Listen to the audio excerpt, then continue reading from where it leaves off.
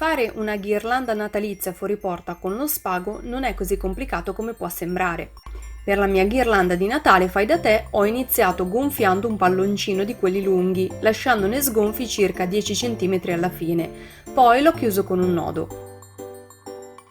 Ho formato una matassa di spago verde avvolgendolo attorno alla mano e l'ho immersa in una vaschetta nella quale avevo già versato una quantità abbondante di colla vinilica non diluita. Quando lo spago era ben impregnato di colla, ho iniziato ad avvolgerlo attorno al palloncino, facendo avanti e indietro più volte.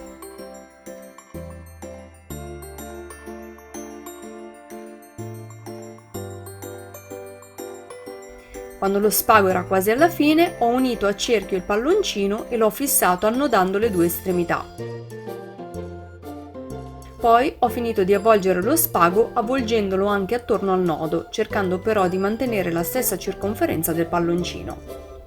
Ho lasciato asciugare la mia ghirlanda di Natale lasciandola indurire per bene.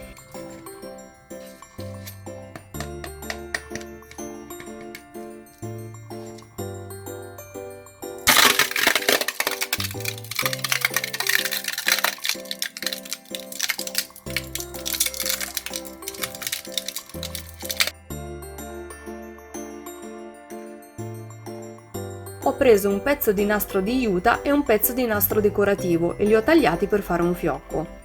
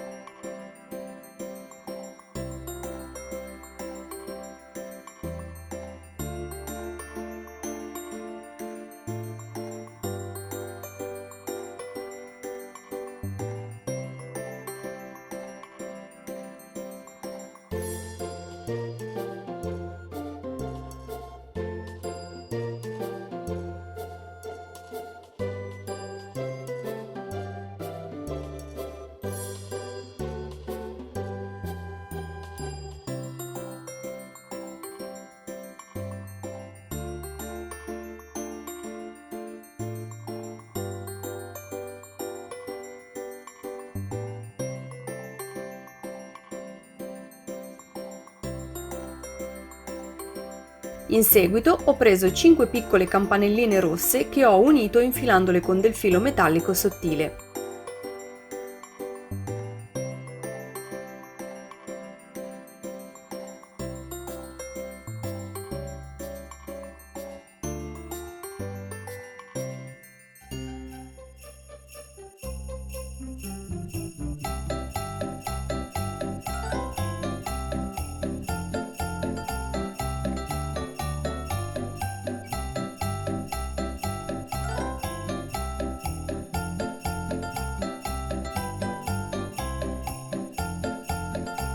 Dopo averle fissate alla ghirlanda ho incollato il fiocco con la colla a caldo.